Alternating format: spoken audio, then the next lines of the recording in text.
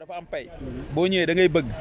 léegi nag ku lay defal ay or di la jëndal kër di la jëndal oto loolu mooy bénéfice yi léegi nag li yàq town bi mooy mbir yi dañ koo commercialiser léegi commerce la parce que bénéfice yi moo nekk ci kanam li nga xam ne da nga war a bëgg ba pare doog ko am loolu da nga war a bëgg ba pare mu doog la fekk si léegi loolu moo lay fekk si balaa ngay bëgg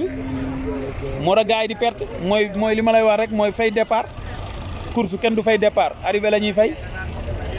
xam nga li ma la fas yéene bëreet rek nga ne bii jiitu mooy jël pee boobu ñu roppi ko fekk fayoon nga départ moo tax après ngay dégg ñu naan waxuma woon lii booy bi moo ma bett booy bi fas booy bi dafa na bëreet rek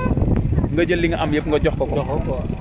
te warul demee noonu loo joxañ ma daggal la ko lépp laa lay nangul loolu jigéen day jëf lu tax nga koy defal parce que tey boo ñëwee rek wax ak jigéen mu ne la waaw nangul la foofu bëgg amu foo de foofu bëgg amagu fa nobel nag mun na fa am quoi ak mbëggeel waaw bokkul de nopp mooy maanaam am nga envie dugg ak moom ci biir mbëggeel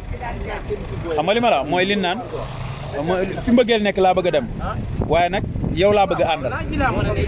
maanaam sa oto nga gaaree ne ko Touba laa bëgg a dem fa la Touba fa la mbëggeel nekk mais nag moom nga bëgg a àndal léegi nag su duggee ci oto bi ngeen war a dem ci bëgg nag bu ngeen yeggee Touba yegg ngeen ci bëgg mais da ngeen a départ bi mooy nopp léegi mbëggeel li koy suuxat mooy booy bi nga bëgg ko ci physique am ni formam rafet na mu dem ba mu yàgg dañuy départ rek fay. dañuy départ fay léegi moo tax ñuy échec. loolu mooy barre quoi. waaw mooy barre mooy ba ñuy départ rek fay parce que gars yi tamit ñoom xamuñu bëgg parce que mbëggeel comme ni ñuy jàngalee ci école yi debout je me lève assis je me si noonu la ñu war a jàngalee amour dañ ko war a jàngal nit parce que àddina bëgg rek moo fi am bëgg yàlla wala bëgg leneen ak loo mën a bëgg oto bëgg football bëgg sàngara